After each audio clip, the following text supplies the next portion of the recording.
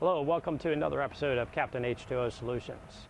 As you know, with the current situation with COVID-19, or the coronavirus, many of us are very concerned about our health and safety, not only for our crews, our families, and the citizens we protect. So on this episode, we're going to talk about cleaning and disinfecting.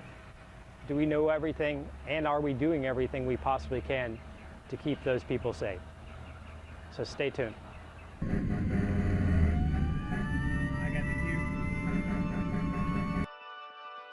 Now let's put it to work.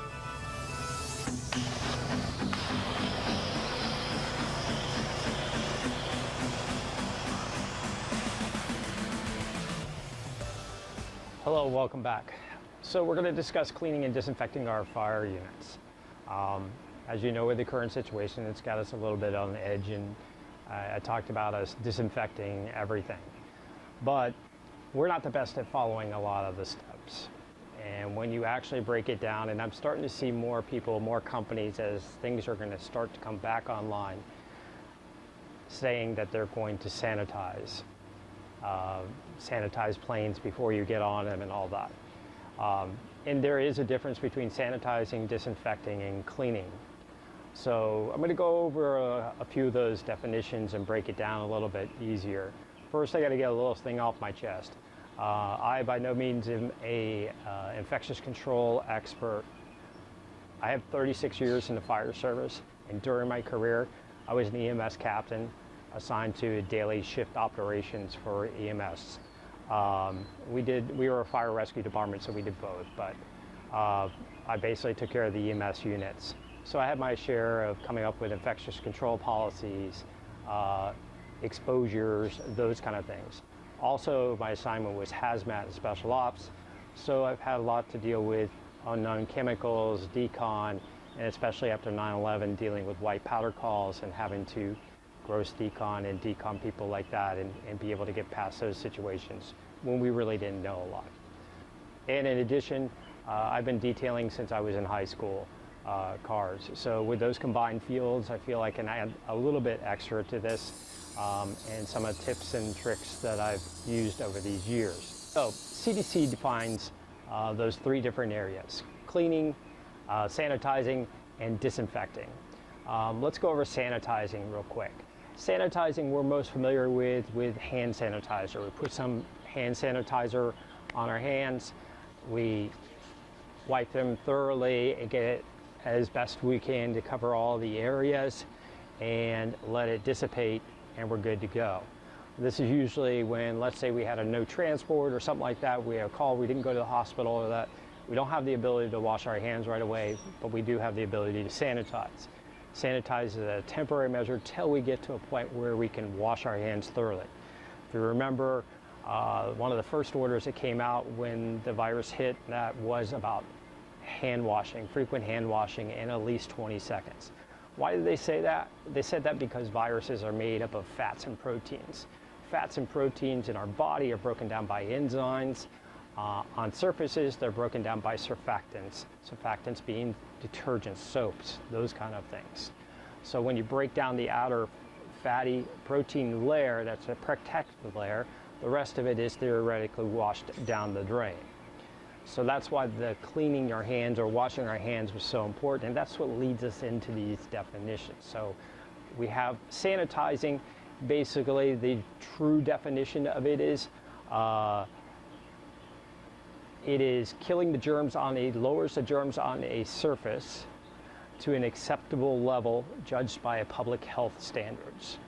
Okay, so that's what sanitizing is. So think about that when you read, oh, they're sanitizing your plane and all that kind of thing. Well, listen to what I just said. It's not disinfecting. All right, so cleaning is removes the dirt, germs, and impurities from a surface or an object. Cleaning works by using soaps or detergents or water to physically remove the germs from the surface. This process does not necessarily kill the germs, but by removing them, it lowers the number and the risk of spreading infection. So that's cleaning. When we clean with our service here, I use several different methods. We have a quick clean method where we're using an all-purpose cleaner. rags and brushes, spraying down the surface, agitating the surface, and then wiping it clean with another rag, a microfiber rag or that. If I'm doing a deep cleaning, then I use a steam cleaner. That's one method that I prefer. Steam has the ability to be able to push hot water molecules into a surface and basically let the dirt, mold, and other germs in that kind of rise to the surface so they're easily cleaned, or it accelerates the cleaning process and more thorough. That's why I say I like to use it with a deep clean system. When I do my deep cleans, that's what I like to do. And then I also add a little bit of Simple Green into the steam cleaner, which moves that process along a little bit faster and gives a better thorough clean. It also leaves a nice clean aroma too, and sometimes that's a lot. When we walk into a place and we smell that clean, fresh feeling, psychologically we feel better about being in that area too. So I use it for those two effects there. All right, so then that moves us to our last thing, is disinfecting. Disinfecting is using a product, and let's define what they say by disinfecting kills germs on the surfaces or objects. Disinfecting works by using a chemical to kill germs on the surface. This process does not necessarily clean the dirty surface, but it removes germs. By killing the germs on the surface after cleaning, it can further lower the risk of spreading an infection. When we talk about chemically killing, we look at different items that we use for disinfectants, whether it's Clorox wipes, a regular pure disinfectant, BioPlanet, BioPledge. Those are a couple of ones that are known out there. They chemically kill germs, but they have something called a dwell time. When we look at a definition on the side, let's just take Clorox wipes. If you're sanitizing with a Clorox wipe, you wipe an area down with the Clorox wipe and immediately wipe it dry afterwards. That's sanitizing. When you read the instructions, 30 to a minute on the surface will sanitize the surface. However, if you want to use the product to disinfect, then it says that you make sure that the whole countertop or wherever area you're just trying to disinfect is left wet. The disinfectant is allowed to dwell on the area or the countertop for a matter of, in Clorox wipes, it can be 2 minutes to 5 minutes. All right, so like BioPlanet, which a lot of people use, the electrostatic sprayers for the BioPlanet, using the vinyl oxide mix that is common in that. And that has to dwell on the surface for about 5 minutes. There are some of the lower level disinfectants that have to dwell wet on the surface for 10 minutes. Keep in mind, the longer that it dwells on the surface, depending on that type of surface, you can actually do physical damage to it. In other words, in a car or that, if you actually let a disinfectant dwell on the surface for 5 or 10 minutes, and it's a leather or near leather product, or plastics or that, it's going to discolor it. So we have to be careful on that aspect. So, all right, so I kind of mentioned the BioPlanet. The BioPlanet uses an electrostatic sprayer with the vinyl oxide mix. They usually mix like 90 milligrams into a 3-gallon container, the rest of it water. The pump pumps it up to the electrostatic sprayer. The sprayer then atomizes it and adds a charge to it. When it adds that charge to it, let's say this surface, the charge coming out with the product is, let's say, a positive charge or a negative charge. The opposite charge is usually whatever the item that it's going to be sprayed on. Therefore, the two charges attract each other, and it allows it to more evenly coat the surface. It prevents, or says it prevents, clumping of the material, allowing it to more evenly disperse. And it can wrap around items such as bars or grab rails or stuff like that. So if you're spraying one on this with the electrostatic sprayer, it's supposed to, with the negative and positive charges, allow for it to wrap around and coat the entire surface without having to move around to do that. Again, they use a vinyl oxide. When you look at the ingredients inside the vinyl oxide, it has a bleach derivative. In fact, BioPlanet was bought out by Clorox 360. Now it's called Clorox 360 Industrial. They have two different products of their own now. They have the basic one, which is for all surfaces, and then they have a kitchen one, which is to be used around food preparation surfaces and that kind of stuff. So depending on which product you're using, you can see the different ingredients that are in there. There's another item called BioPledge. BioPledge. BioPledge is used by the auto industry. The auto industry, you've seen them advertised like Lexus, BMW, Cadillac, Mercedes. They all have them at this dealership. They'll treat your car, especially if you're within warranty and you're a frequent customer. They usually do it for free. If not, they have a nominal charge. I've seen them anywhere from $30 to $110 to spray your car with this BioPledge.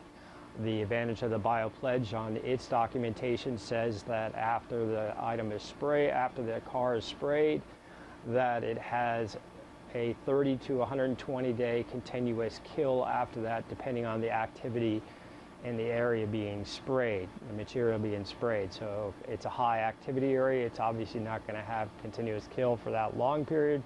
But if it's a lower activity and hidden item, then it could continue to kill those germs in that for up to 120 days. There's a third product that I have started using because I'm more kind of bio friendly, eco green kind of guy now. I've had my years of being in the fire service and being exposed to different things. Like the recent topic now is AFFF foam, where we thought it was just like a detergent. It was safe to use. Nobody said there was any hazards to it. And now all of a sudden they're coming back and saying, yeah, guys, you probably could have cancer from it. So you have to be careful. So when I found this product, again, it's by IGL Coatings. They're an eco-friendly company. It says it eliminates 99.9% of bacteria, mold, and viruses. It's currently going through the EPA process to be approved for those things. But it basically has 5 ingredients in it: water, alcohol, aloe, cucumber, and glyco, which glyco is added to a lot of sprays so that they're able to disperse properly and stay together. So those are all items I can pronounce, and it has a really good smell to it. So I've been noticing that it's been very popular amongst my clients because they're very eco-conscious, and there tends to be a lot of allergies. People have a lot of sensitivities to harsh chemicals and stuff. So I've been using that one. I really like it. Like I said, it's got a good smell to it. So those are the disinfectants, how they're dispersed. We went over the electrostatic sprayer, the BioPledge, and this Pure. This Pure I've been using through a paint. Okay, I'll show you. I've been doing it through, this is a Harbor Freight 4 ounces up here, so it's perfect. It's used for small detailing, painting and stuff. I think the whole setup here costs me $40, and then it hooks up to your compressor, and you're able to basically atomize whatever disinfectant you have. This is what BioPledge uses at the dealerships. If they don't have an electrostatic sprayer, if you don't have an electrostatic sprayer, last I checked with BioPlanet and places like that, that there is a huge back order for them. I think they were in the 30,000 units in back order. So this is a nice cheap alternative. Most of us in the fire service have availability to air. It comes with a regulator with it that you can regulate it down to about 40 psi. It's pretty easy to use, and that's a good way to be able to disperse your disinfectant. So the other item I really wanted to go over, that's about the disinfectants. The other item I really wanted to go over was what are our hot spots that we need to clean. All right, according to CNN, they did a study with Expedia car rental company, and they found different hot spots in the rental cars or actual normal people's cars that are high in germs. And they talked about the steering wheel being about 6 times dirtier or more germ infested than a public toilet seat. And then your cell phone came in right behind that. But other hotspot areas are door handles, door grabs, seat belts. Seat belts are very dirty. Gear shift knobs, audio controls, AC controls, things like that. Those were your hot spots. So hot spots on our apparatus are obviously going to contain some of our action areas, our MDT, our radio mics, our headsets, the radio controls, emergency control buttons, sirens, again, seat belts. Think about items that we use during the nighttime and stuff, flashlights, hand lights, those kind of things, SCBA areas, and numerous other grab rails and stuff like that. And in the back of the rescue unit or the ambulance, you can just put a big target on the whole thing back there, but especially your stretcher and all those kind of things. So according to CDC and World Health, when they came out, they originally came out with the water and bleach mixture, the 5 parts per gallon, 5 parts bleach per 1 gallon of water and we can't use that on most of our stuff in the back of the apparatus or in the cab of our apparatus. And then I still haven't gotten an official answer on some of these disinfectants that departments are already using, whether it's the BioPlanet with the Vital Oxide, Clorox 360, or the BioPledge, whether they are safe around our gear.